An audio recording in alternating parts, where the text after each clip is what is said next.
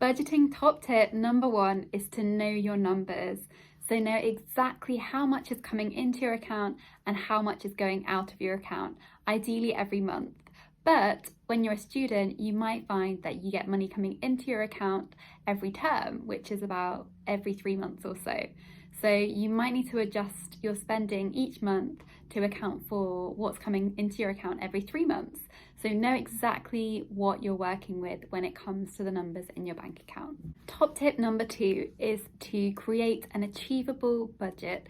So your budget doesn't have to be super restrictive. It just means that you're not going to end up in a position at the end of the month or the end of the term where you have nothing left in your account. We want to avoid that if possible. Top tip number three is to track your budget in a way that suits you. So that might be an Excel sheet on your laptop, but you can also use Google Sheets on your phone so that you can update your budget on the go.